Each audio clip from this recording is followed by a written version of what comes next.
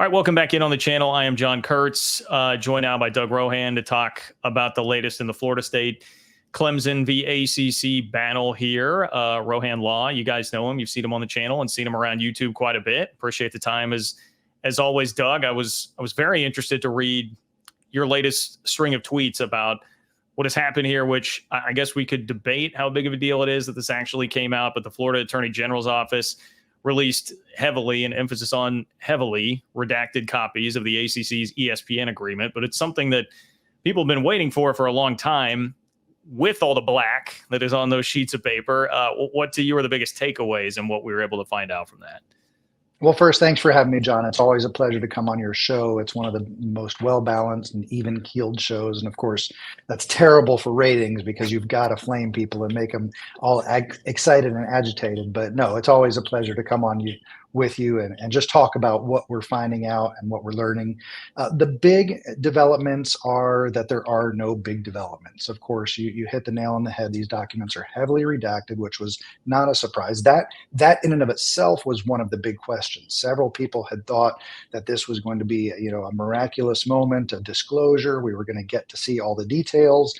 And when the hearing was canceled before the documents were produced, that's when I knew that this was going to be a nothing burger. Normally, if you have a hearing pending and the party that's going to disclose the documents is afraid that they're going to lose, they'll provide the documents to you, let you verify that you're satisfied with the disclosures, and then you take the hearing off the calendar. This happened the other way around. Ashley Moody's office canceled the hearing after there was an agreement to provide documents without actually seeing what was being provided and what was being redacted. So she handed all the power over to the ACC for them to decide what they wanted to redact and remove the hearing without it even needing to go forward. That tells me that she understood there was a likelihood that she wasn't going to get anything. And so to save face and be able to issue a press release that we secured these documents, she was able to say, we'll take whatever you got. ACC, just send us whatever you want. We'll take it. That'll be enough. And we won't have to have this hearing and get embarrassed. I saw a lot of people immediately looking for, all right, what page number are we going to find out about this 2027 v. 2036 thing, whether or not the ACC is going to have this deal beyond 2027, basically. And the deadline for ESPN was believed to be February 1st, right, to determine whether or not they wanted to do that to kick in the extra 9 years here. Is there anything in this from what you were able to see, what we were able to see, that would either support the idea that Florida State is trying to argue, hey, it really is only going until 2027, or the other side of it, that it's looking more like 2036? Well, your point and use of the word support of, that's what is important. That's what you need to take away from this situation. When Florida State first filed their complaints, you knew that the Florida State attorneys had reviewed these unredacted copies. They had gone to North Carolina. They'd gone to the ACC office. They had reviewed these documents. They didn't have possession of them, but they had reviewed them. You marry that with the candor due to the court. Attorneys are under an ethical obligation to not lie to the court. And secondarily, if you know a document is going to be produced, you better accurately represent what's in that document, because if you objectively misstate what's in that document, then you're going to lose credibility with the judge. So if you marry the documents that were produced with the complaint, we start to validate some of the allegations that Florida State was putting forth. All of these contracts, all of these agreements that were produced talk about 2027. That's consistent with what Florida State alleged, that the ESPN and ACC contract contemplated an agreement through 2027. Now, there was a language in the contract that was originally approved by all the members that gave ESPN a unilateral extension. We don't know what the dates are because those are redacted, but it was discussing the ESPN opportunity to unilaterally extend without any additional consideration, and that's an important point we're going to talk about, to some future date. Now, Florida State alleged in their complaint that that was the extension to 2036, that needed to take place by February 1st of 2025. We'll see. The courts have the unredacted documents. The parties have the unredacted documents. February 1st, 2025 is coming up pretty fast. So we're going to find out if that in fact is correct. But again, the unredacted portions of the documents disclosed yesterday matches up nicely with what Florida State was alleging in their complaint. So we can have some confidence that those allegations are being validated. Now, the bigger question is there was an agreement by ESPN, that was the last document included in these 251 pages, accepting that extension for a period, for a time. We don't know what that period was. If the ACC unilaterally, the commission unilaterally granted a partial extension, where were the member votes on a secondary extension to that 2036 time period?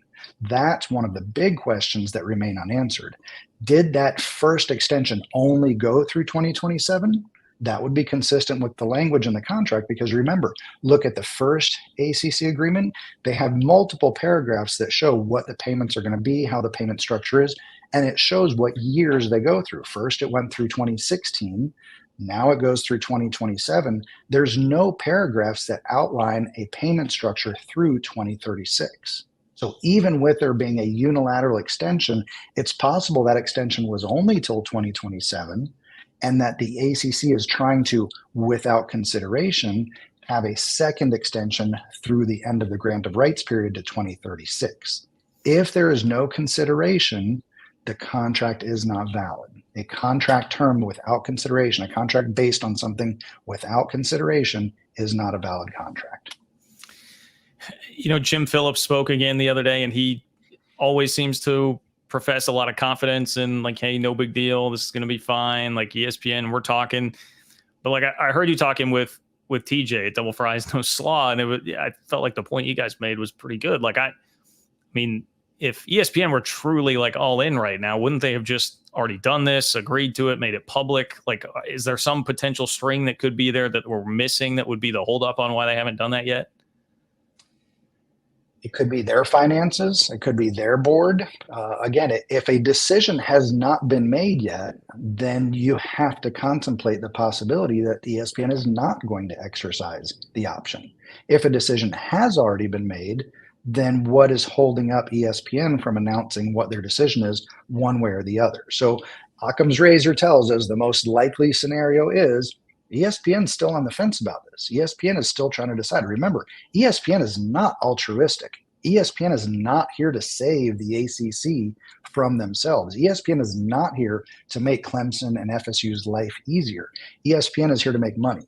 And to that extent, the ACC has been in the news every day for the last 6 months and will continue to be in the news.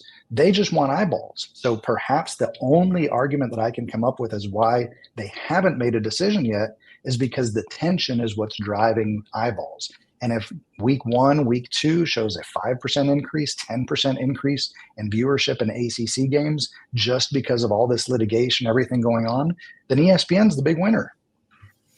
Boy, that's a pretty good theory there, because yeah, you get through all the way through football season. I mean, February's coming up right there. You could literally make it through the entire season and then be like, all right, we'll decide now. There was a lot of bluster and a lot of talk that July was going to be a month where we found something out. Josh Pate, a guy that I really like to listen to, he had kind of been pushing toward that, and he was certainly not the only one. Obviously, now we're in August. August 15th is the date that everybody has circled for a long time, because it being the deadline that you would have to inform the ACC that you're going to be leaving the next year. Are you surprised that we have come this far without hearing anything? And what are you feeling right now about that August 15th date and what may come before then? I have said since our February and March videos that I always thought this would be something, an announcement that would come after August 15th. I'm not going to lie, that bluster and smoke that you mentioned got me. It got me for about 48 hours. I went on one show, the Renegade Report, and I was like, look, everybody's saying it. Maybe there will be a decision now in July. But the more I thought about it, and by the time I got to Monday morning again after that show, I was back to thinking it just makes more sense to do this after August 15th of 2020. Or 2024. The reason why is because we want to make sure there's an orderly transition through the new schedule, whatever that is, whoever that is with. Announcing a departure before August 15th or on August 14th means we're playing a non-ACC schedule in 2025. And I don't think that that's anything that any of the parties are prepared to do. Florida State's got a home and home schedule with Alabama.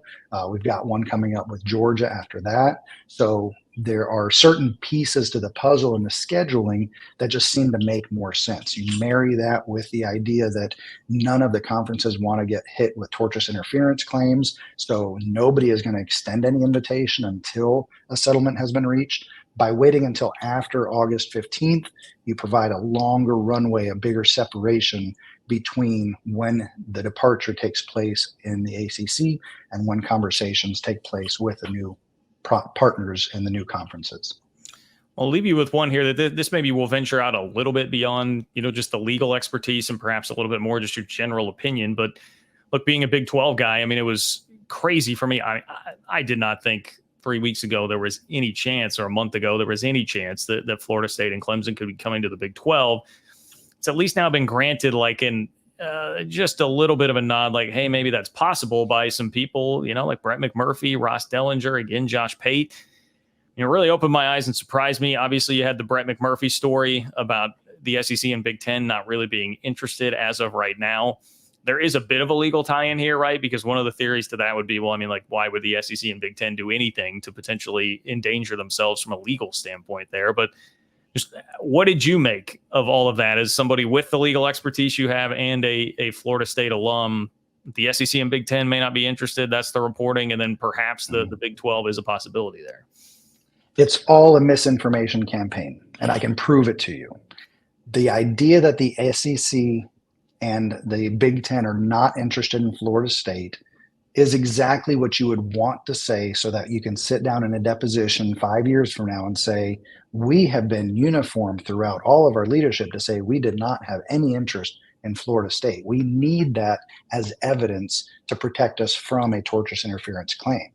By contrast, the Big 12 is saying we would love to have Florida State. Yeah. Well, the only reason why they can feel comfortable saying that is they know they're not going to get sued for tortious interference because there's absolutely no chance that Florida State is going to the Big 12. Both of those are two sides of the same coin. What does it do? Why is it happening? It raises the profile of the Big 12. They want to take the ACC's spot as the third best conference, as the third most important conference in America. They get their name in the news. They get people tweeting about their conference. Suddenly people are looking around saying, well, yeah, if Florida State and Clemson left and went to the Big 12, then they would be the third biggest conference. Once you have that mind shift in your head, then you're starting to validate and think of the Big 12 as perhaps that third best conference. Now, Florida State and Clemson are not going there. The leadership has no interest in going there. They wouldn't be doing all this just to make a lateral move from the ACC to the Big 12. Of course, there was talk about private equity. And of course, if the number is $80 million, then Florida State will go anywhere that's paying them $80 million. But the Big 12 wouldn't want to do that. The membership of the Big 12 wouldn't be happy with that.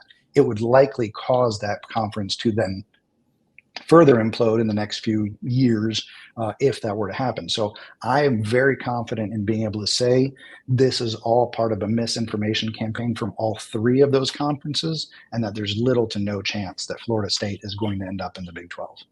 Yeah, I mean, the motivations you can definitely draw there because it's been a great last month of a PR cycle really for the Big 12 with everything that's happened there. I mean, certainly you can start to see that for sure. Well, Doug, this has been great. I really appreciate it. Absolutely. I know that you're headed off to Ireland here pretty soon to go watch the Noles. So looking forward to that. Safe travels, and we'll talk to you soon.